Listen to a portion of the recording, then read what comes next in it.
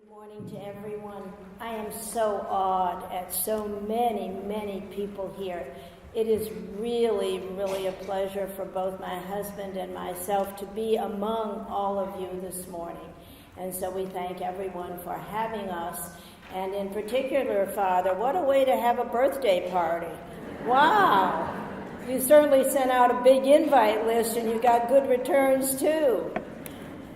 So I wanted to take just a few minutes, if I might, to share some personal information with you.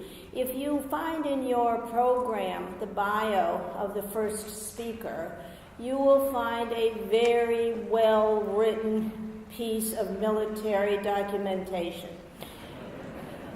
There is everything in there that makes for good military editing. And it's all true, I think. And it certainly reflects the military career of your first speaker.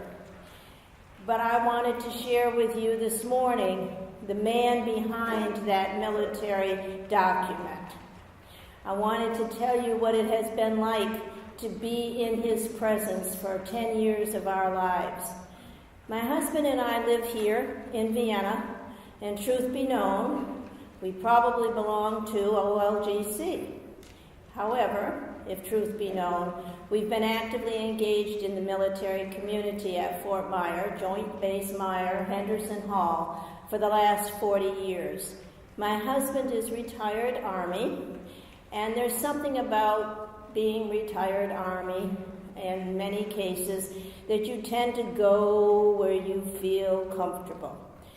With a group as large as this in Northern Virginia, I am sure that every one of the branches of the military service is represented out there, whether it's active duty, reserve, or whatever. And so you can probably relate to our feelings. When military move all over the world, they come to rest at what makes them feel comfortable. And every military installation has a faith-based community. And that's where most of us end up roosting. Is first you find the commissary. Second, you look for the clinic, because you never know. Third, you want to find out where the MPs have the radar running. And my husband was part of the MPs at one time. But most importantly, you find the chapel. And that's what we did. And that's where we found Father Kenehan. Now, we were there when he came. So we always wonder, what's the new guy going to be like? You know, what's he going to expect of us? How is he going to want things done? Well, it didn't take us too long to get Father Kenehan into step with how things were operating. The most important thing for us was Father Kenehan's gracious love of being there to support all of the troops. And we are all retired, active duty, DOD civilian, neighbors from Arlington, whomever. He was always there for them. When my husband had a stroke 6 years ago, and it was not expected that he would pull through, of course, before I even called my sons, I called Father Kenehan. I said, you gotta help me. Len's had a stroke. And before I got the phone back in my purse, Father Kenehan had activated everything. He had a call out to the JAG officer at Fort Myer to help us with the legal stuff. He talked with the people at Innova in the admitting office to help us with all of this other kinds of things you have to do. He went up on the altar that evening and he brought the community on board. He did everything for us. Father Kenehan activated the troops, as they say. He showed up at the hospital. He brought Holy Communion. He had others show up. There wasn't a single thing that he left undone. And that is so characteristic of Father Dave. So very characteristic. When I had trouble at the Pentagon Credit Union because they didn't like the power of attorney, who did I call? Father Dave. And he came over. When we had to go to a wedding and my husband couldn't go, who did I call? Father Dave. And he said, you can be my date for the weekend. Well, hello.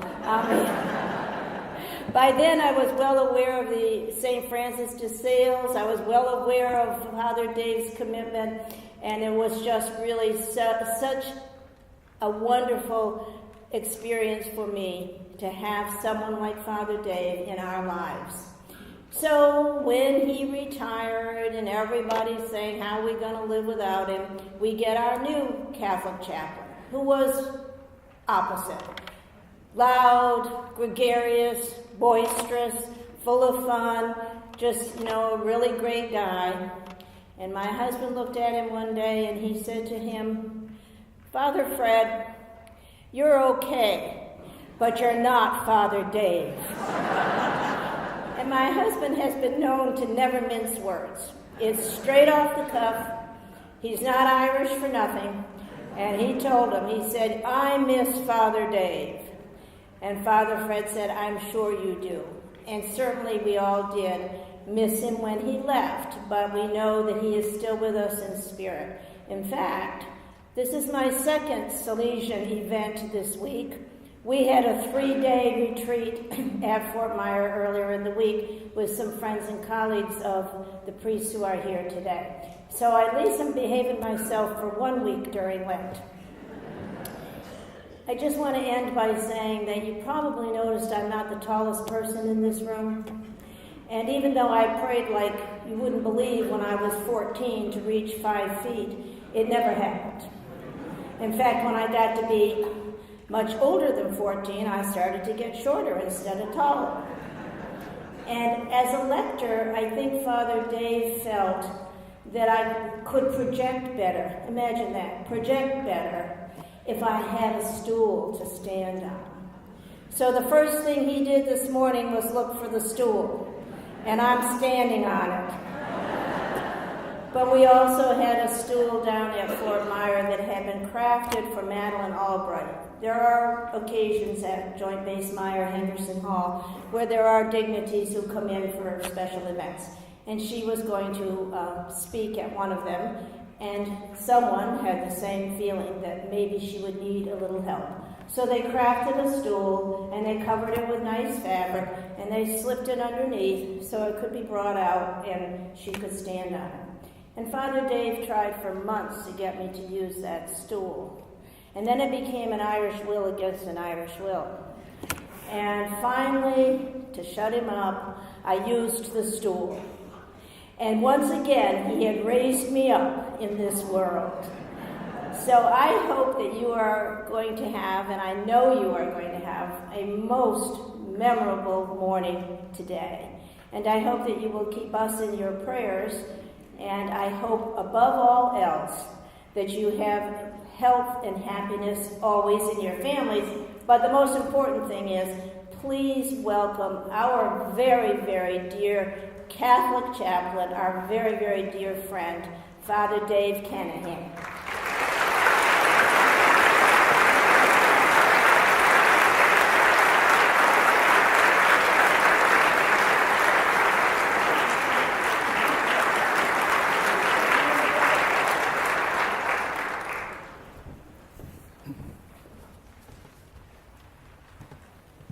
I asked Pat to keep that to 2 minutes.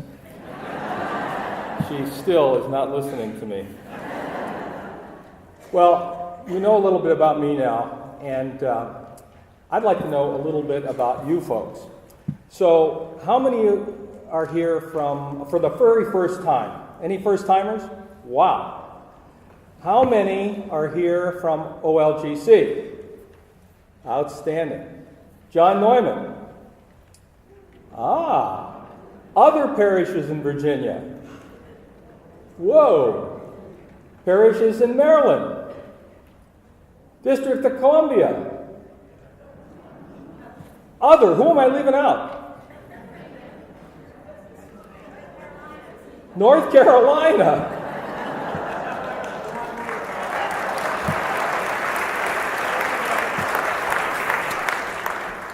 Welcome to you all. I'd like to start by thanking Carol Swiger and her team for inviting me to be one of the speakers today. She is a very persuasive woman, if you don't know her. She and her husband Mike asked me after a Sunday Mass at John Neumann last April 2017 to consider being one of the speakers for this event. Like any good oblate, I demurred. Oh, Carol, I am not an expert in Salesian spirituality. There are many much better qualified men and women than I. She and Mike had heard this story before. As a matter of fact, when she was inspired to start this event 15 years ago, she heard similar stories from several of my oblate confreres. This from men whose oblate charism calls us to spread Salesian spirituality. Anyway, the night before I was to meet with Carol and Mike in an effort to convince me, I had a dream. And the theme for the talk actually came to me in that dream. And so it was God, Jesus, St. Francis, St. Jane, St. Mother Abiot shamed me into it. From April 2017 until today, this year has been truly like a second novitiate for me. That's the year in which we oblates study about Salesian spirituality, our patrons, our charism, our founders, the introduction to devout life, the treatise on the love of God, our constitutions, and the spiritual directory. And for me, that year was August 1964 to August 1965. Thank you, Carol and team, for helping me to return to my roots, to the springtime of my first fervor, we like to say. We were taught always to make a direction of intention before beginning a new action. And so, will you turn with me to page 14, if you're not there already, in your program. You'll see there the direction of intention. Let's pray this together. My God, I give you this day. I offer you all the good I shall do in this action, and I promise to accept, for love of you, all the difficulties that I shall meet. Help me to conduct myself this day in a manner pleasing to you. I'll be asking you to pray with me at different times throughout this talk. Rabbi Abraham Joshua Heschel, a great Jewish theologian and mystic, wrote, "Prayer is our humble answer to the inconceivable surprise of living. It is all we can offer in return for the mystery by which we live." Now allow me to put this talk into a faith context. We live in a universe that scientists believe to be almost 14 billion years old, and at least 46 billion light years from its center to its edge, but could well be infinite and ever expanding. Now, a light year is a unit of distance, not time. And light travels at about 670 million miles per hour. There are at least 100 billion to as many as 2 trillion galaxies in this universe. And our little Milky Way galaxy is in one tiny corner of this mind-boggling expanse. Our planet, Mother Earth, is only one of 8, we think, in our solar system. We find ourselves in what is called the Northern Hemisphere, in a nation called the United States of America, in the Commonwealth of Virginia, in the city of Vienna. Are you getting the picture? If this chapel is the universe, and my fist is our solar system, then each of us is less than a speck of dust. And yet, the God who created all of this loved us enough to give each of us the gift of life. That's the faith context.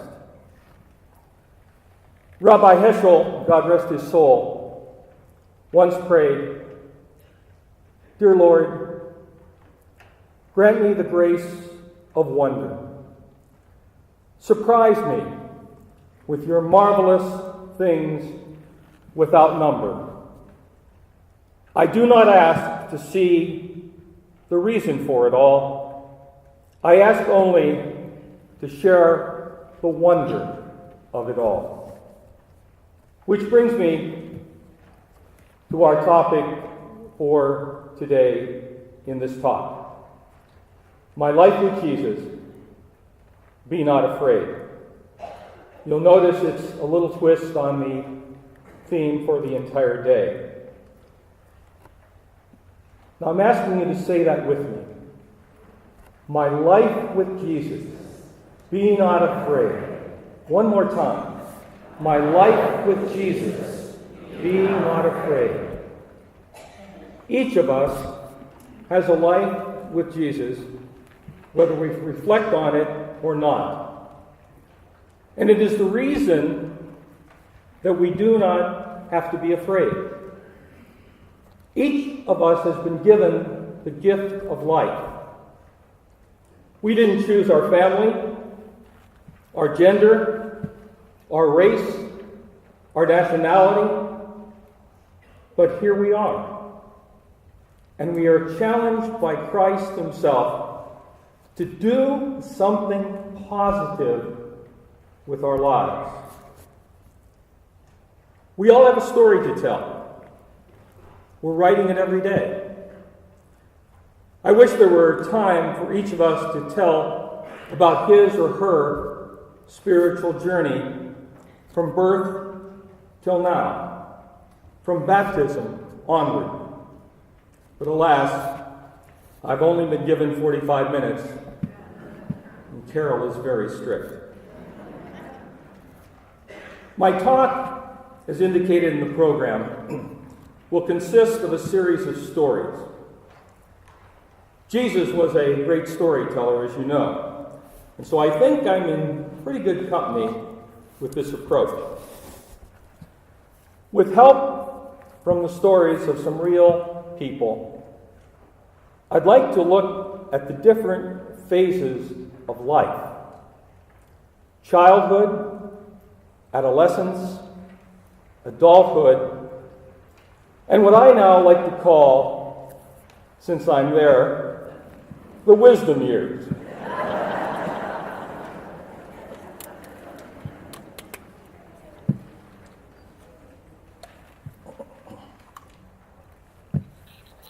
During these phases, our faith journey develops and we get ready to answer the critical question, how can I serve?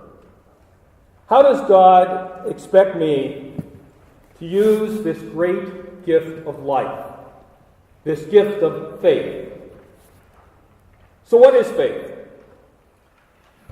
Rabbi Heschel wrote, "Faith isn't some constant state of belief, but rather a sort of faithfulness, a loyalty to the moments when we've had faith." The man in the scriptures, pleading with Jesus, said it beautifully. "Lord, I believe. Help my unbelief." We'll come back to this thought a bit later. My life with Jesus. Be not afraid. My faith has been strengthened over and over by children and their simple love for Jesus. And so let me tell you the story of Gabriel Stats. I met him at St. Vincent de Paul Parish in Salt Lake City, Utah in 1983. Now this is kind of ironic because Francis de Sales and Vincent de Paul were friends. And Francis would eventually entrust the spiritual guidance of the first Visitation Monastery in Paris to Vincent. Gabriel was only 5 years old when I met him. So he hadn't made his first Holy Communion yet. But he would come up after communion with the other children for an individual blessing. Gabriel was born here on the East Coast with an RH problem that required blood transfusions. When I met him, he was a very sick little boy with what the doctors believed was one of the early cases of AIDS. His mom, Tricia, didn't like the traditional bedtime prayer. Now I lay me down to sleep. If I should die. So Gabriel had his own night prayer. Thank you, God, for this day. Thank you for the mountains. Thank you for Big Bird and Kermit. God bless Mommy and Daddy. When I would forget or couldn't bless the children for some reason on a particular Sunday, Gabriel would be very sad. His mom told me that he lived for that blessing. It was his special time with God. In early January 1984, this is before I went in the Army, I was called to Children's Hospital in Salt Lake to anoint Gabriel. And not long after that, I had his funeral. Little Gabriel witnessed truly to the suffering of Jesus. We probably never will know this side of eternity the exact purpose of his suffering. But as a Carmelite sister friend said to me at the time, Father, there is a purpose.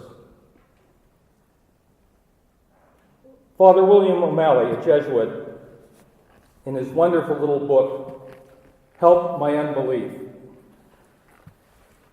You can get this by Googling it on Amazon. In his book, Help My Unbelief, explains that Jesus' life and death, more than anything, showed us how to live and die. Gabriel never understood any of this, but his courage and faith keep me going.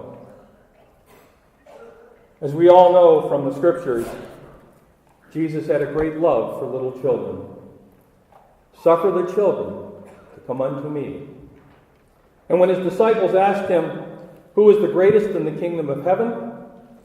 He called over a child, placed it in their midst, and said, unless you turn and become like children, you will not enter the kingdom of heaven. Whoever humbles himself like this child is the greatest in the kingdom of heaven. I know one thing for certain. Little guys and gals like Gabriel make me very reluctant to ever complain about my lot in life. It's more than a tad ironic that the name Gabriel means hero of God. By the way, there was controversy among liturgists back in the 80s, questioning the appropriateness of blessing children separately after Holy Communion. It was not deemed liturgically proper. I'm sorry, Gerard. You've heard the joke about the difference between a liturgist and a terrorist. You can negotiate with a terrorist.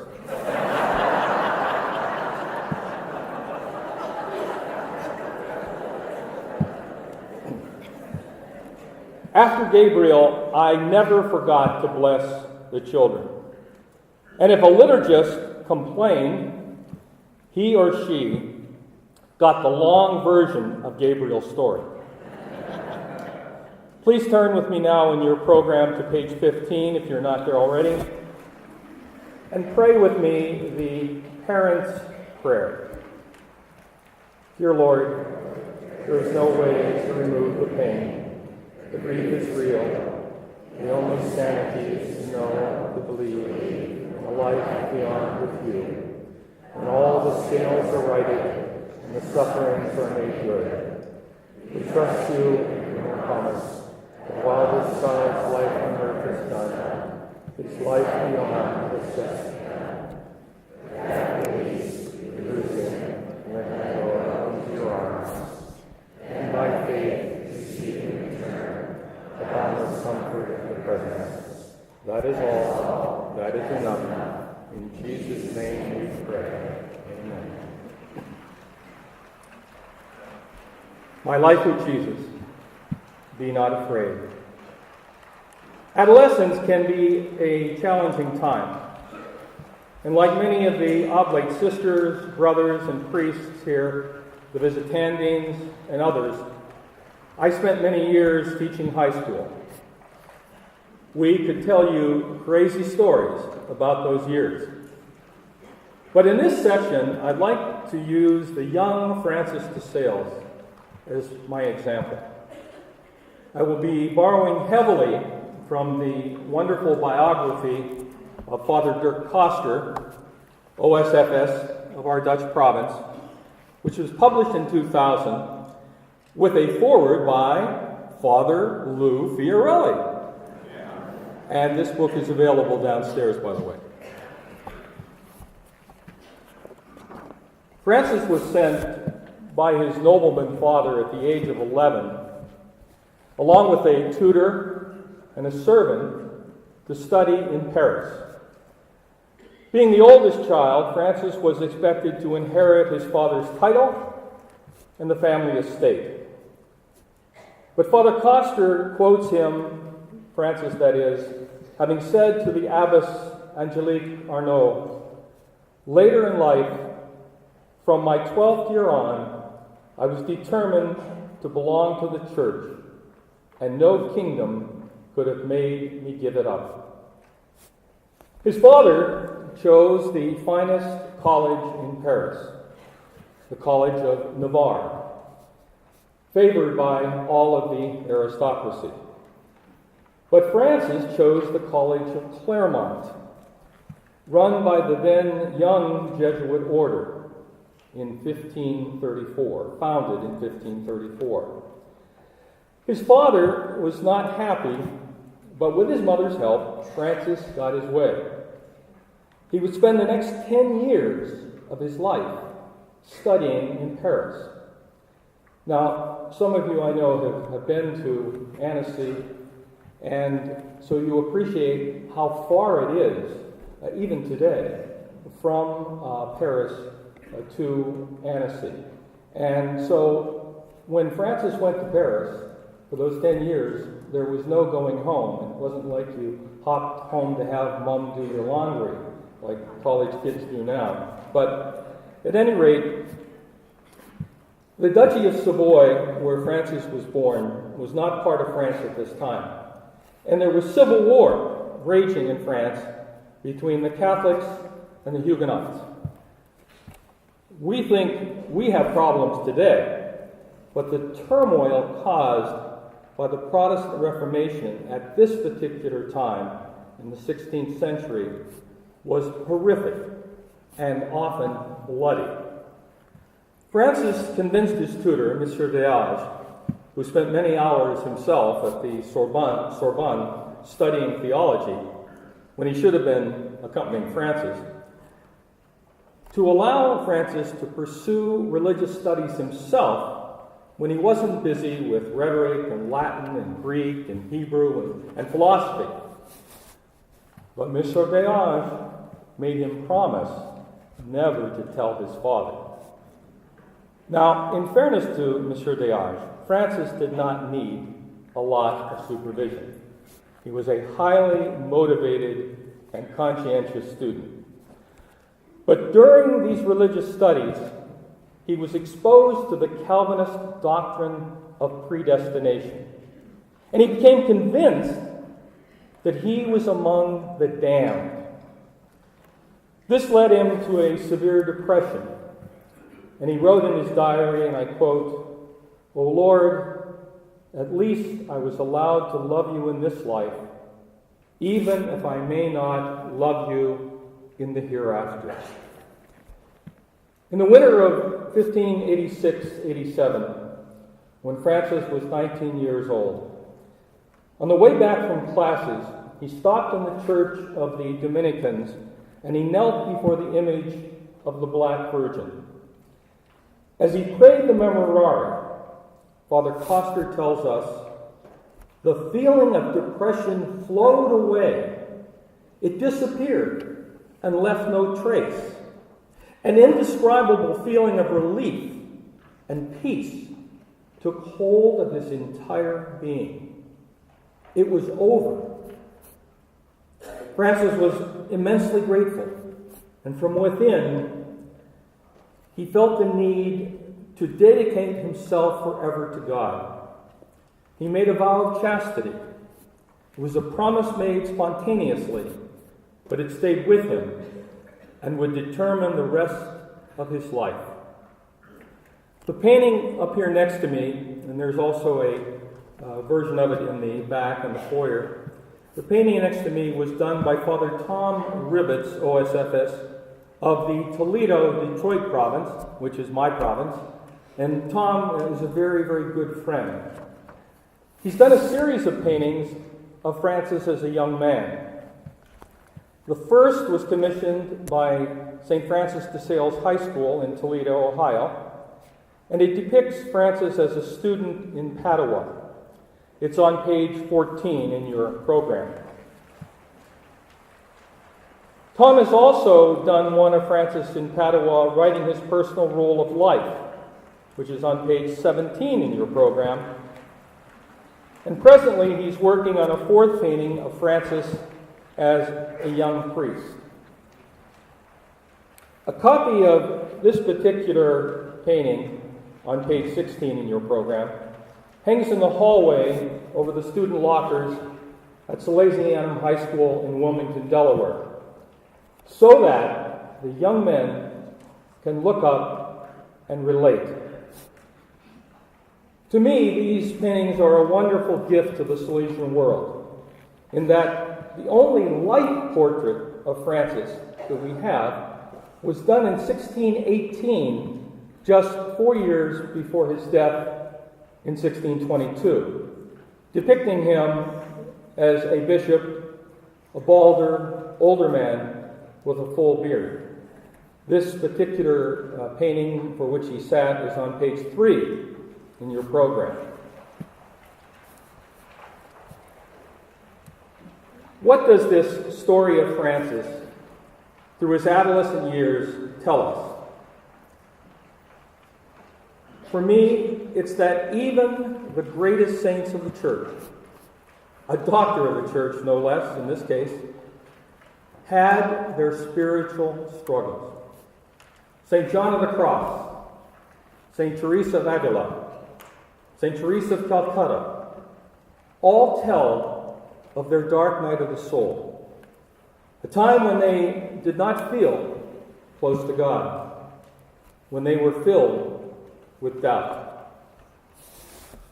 I had a young person come to me in confession one time and share that they were having a real struggle believing in God. For their penance, I asked them to say the prayer of the man in the Gospels. Lord, I believe. Help my unbelief. Please turn with me to page 16 in your program. Let us pray together the prayer Francis prayed in Paris, lifting his depression, the Memorare. Remember, most gracious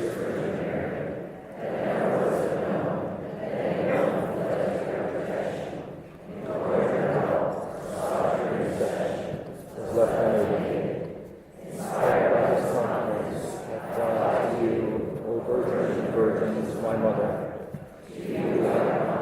before you I stand, sinful and sorrowful. O Mother of the Word incarnate, despise not my petitions, but in your mercy grant me. Amen. Like the young Francis, we all have moments of doubt, of unbelief. Father O'Malley talks about this in his wonderful book, which I mentioned earlier, Help My Unbelief. As we move into the adult section of this talk, let's take a closer look at what Father O'Malley, a Jesuit priest like our Holy Father, Pope Francis, has to say. O'Malley writes in the first chapter of his book, we tend to forget that even Jesus was tempted to believe he might have been wrong. My God, why have you abandoned me?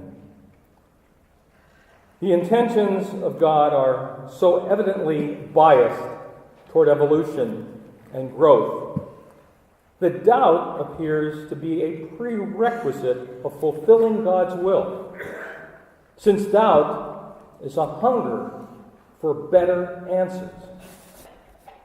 I take this to mean that God expects us to doubt, to probe, to investigate, to question. It's part of our DNA. Father O'Malley says that as adults, we all face some fundamental questions. Who am I? Where do I fit into all of this? Who is this I person, stripped of all the influences I didn't choose myself? And what is my value and mission at the center of the web of relationships that effuse out from myself into my family, my neighborhood, my work, the nation, the whole human family, the mystifying universe, and beyond, I trust, into the life of the Trinity. Wow. Those are some tough questions. But being an adult means that we are willing to grapple with them. Father O'Malley goes on in a later chapter to give us some helpful definitions that enable us to do this grappling. Theology, he writes, is what we know about the God questions. Belief is what we accept as true of what we know. Religion is what we do about what we claim to believe. And what we do is a more authentic indicator of what we really believe than what we claim. But all this requires an act of faith, because certainty is not something we are going to have this side of eternity. On the contrary, O'Malley writes, trying to encapsulate in words the profoundest truths in life, like love, courage, honesty, the human spirit itself, is like trying to pinch mercury.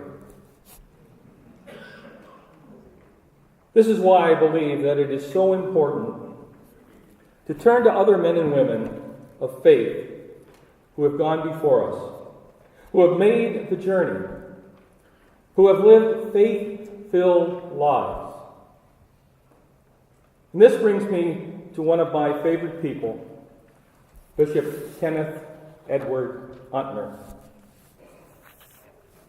My life with Jesus, be not afraid.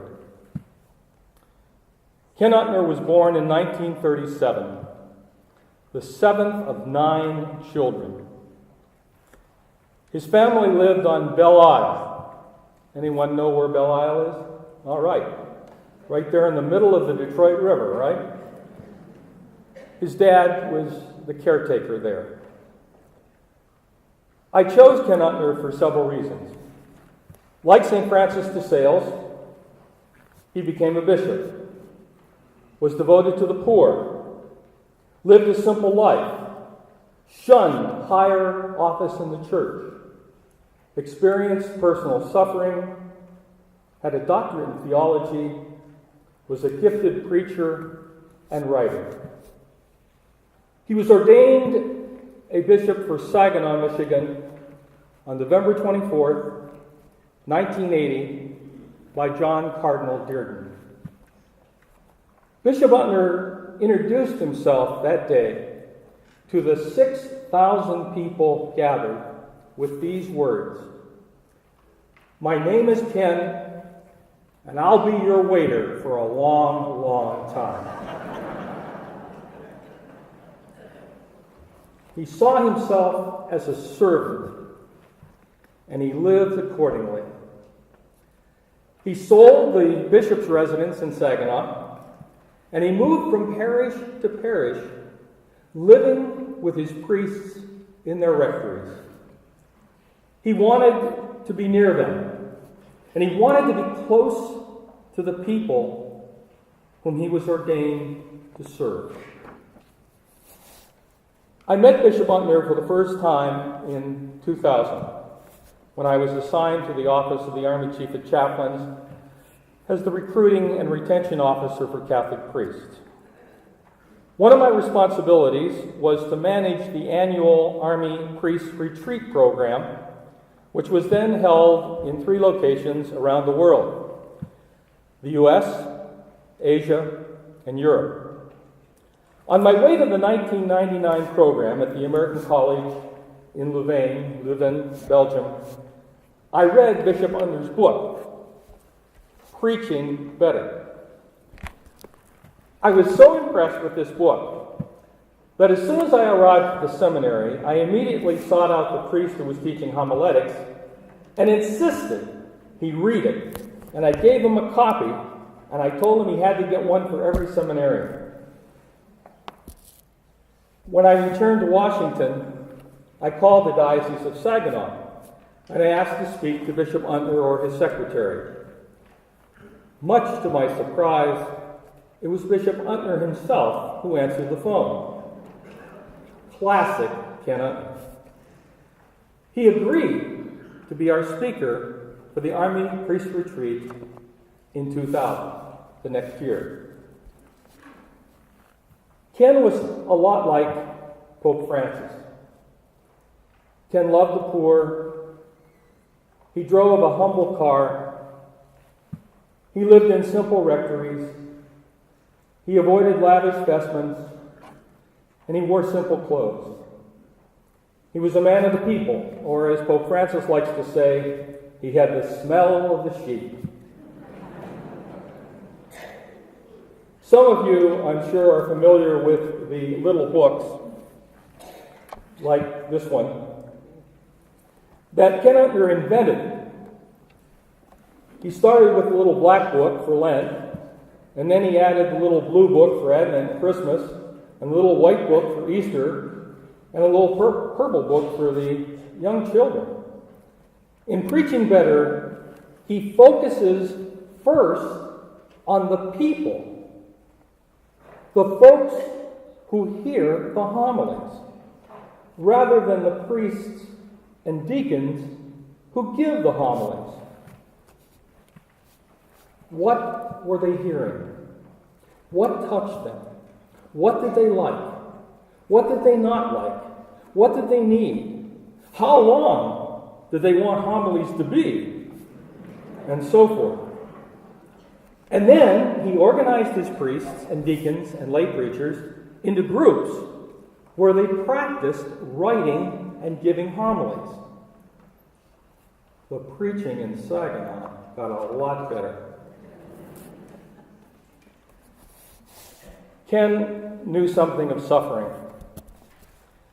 He was born with a club foot, and just before ordination, after breaking his leg, the doctors recommended and then amputated his foot to improve his mobility.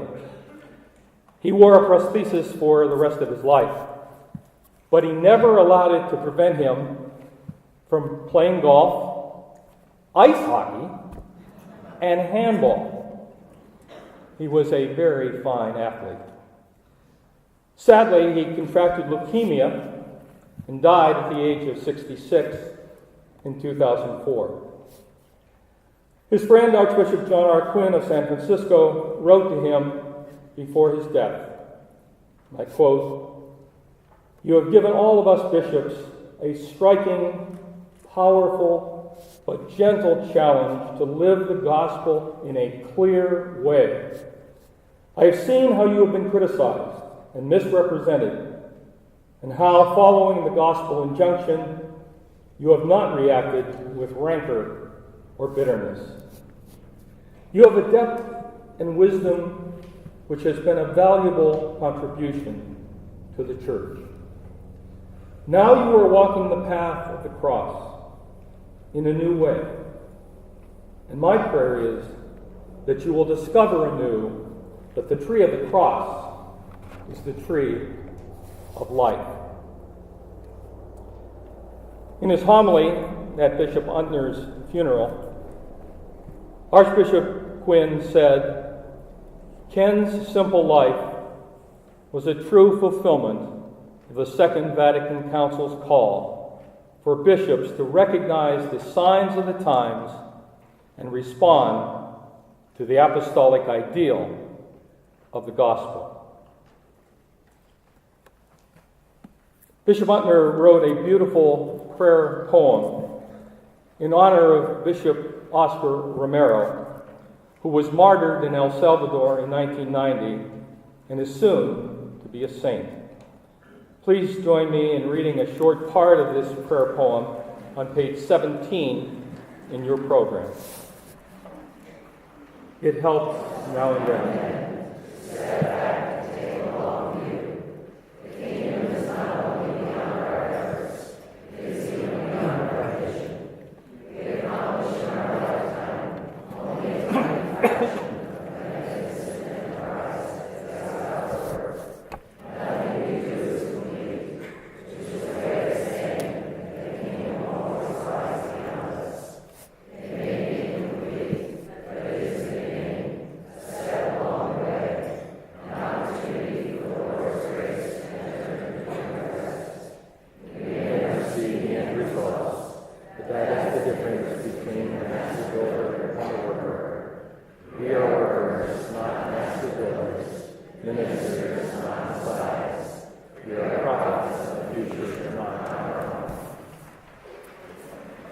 My life with Jesus, be not afraid.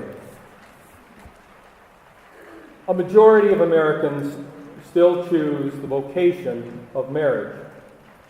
And so in this final segment of the talk, I'd like to focus on two couples. One just beginning their life together, and the other recently celebrating their golden anniversary. Last Labor Day, September 2nd, in upstate New York, I officiated at the younger couple's wedding. I've known the groom's family since before he was born, and I baptized him in a tiny chapel on an army caserne in Gelnhausen, Germany, just outside of Hanau. He is presently serving as an infantry captain in the United States Army, and the bride is also a captain in the Army, serving as a military intelligence officer. In this day and age, these two young people are unique for a couple reasons. Fewer and fewer young people are committing themselves to one another in marriage, let alone in the holy sacrament of matrimony. They both come, this couple, from wonderful service-oriented families. The groom's father and grandfather served full careers in the Army. The groom's brother is also presently serving as a captain in the Army. The bride's grandfather served in World War II, and two of her brothers are now serving in the Army. These folks are the real one percenters. Not the super rich one percenters, but the 1% who volunteer to serve in the military uniform of our nation. That said, I suspect that this young couple really doesn't know what they are getting into by vowing for better, for worse, for richer, for poorer, in sickness and in health, until death do us part. Any more than Francis de Sales or Ken Utner really knew what they were getting into vowing chastity and being ordained priests. None of us has that kind of hindsight, and yet people take the plunge. At the young couple's wedding, I gave a very upbeat homily, but the next morning, I gathered with the bride and groom and their immediate families for a very casual home mass. In my homily that morning, with the rain pouring down outside, contrasting sharply with the sun-soaked wedding day, I told a somewhat more somber story about the couple who recently celebrated 50 years of marriage.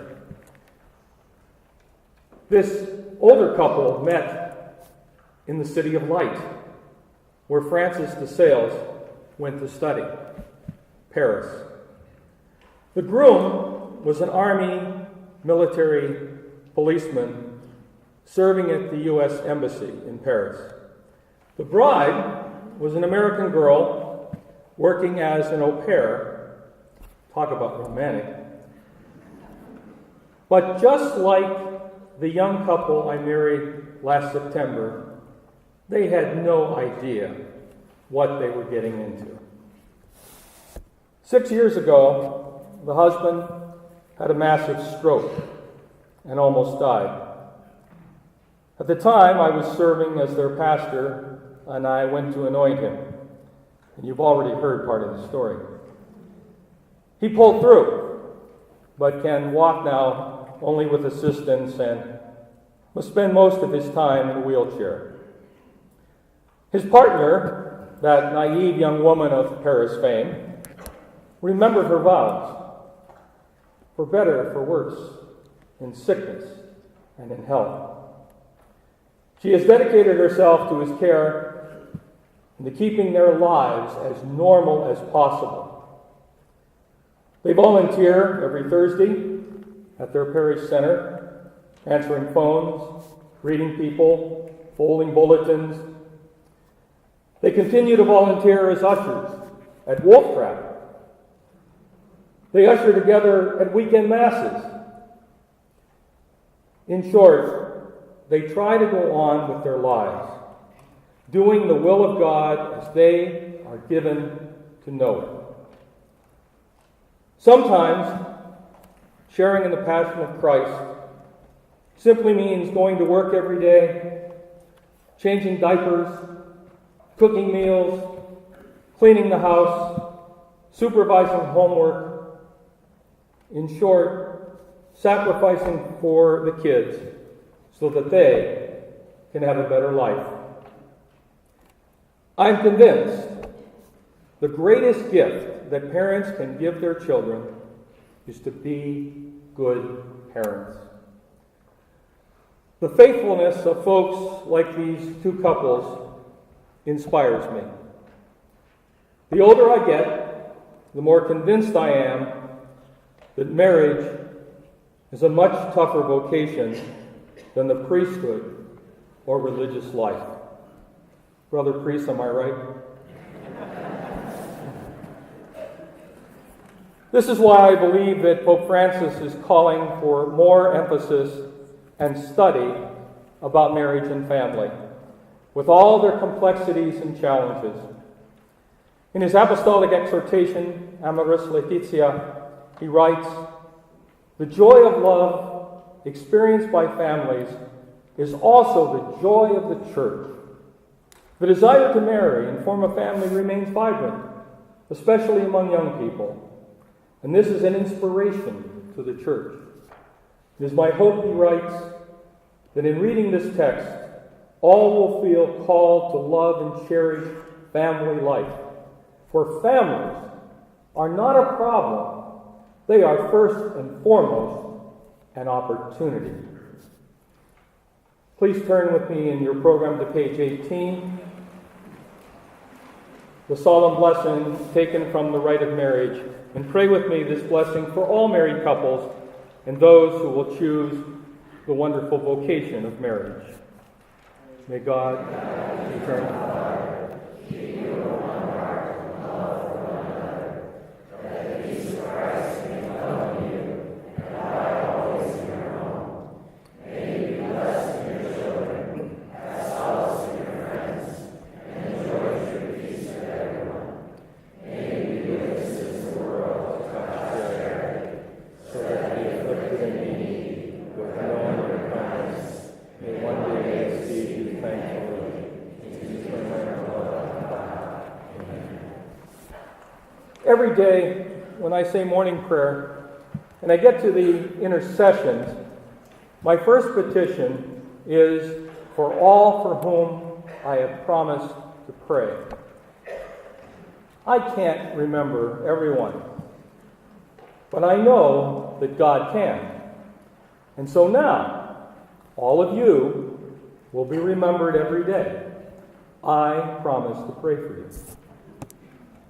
Gabriel Stass, Francis DeSales, Ken Upner, and our two courageous married couples are examples of how to live a life with Jesus and not be afraid.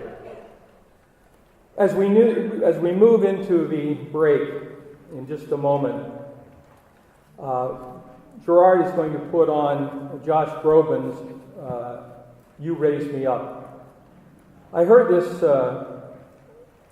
hymn almost, I guess you could say, for the first time when I was the pastor at the Army War College in Carlisle, Pennsylvania.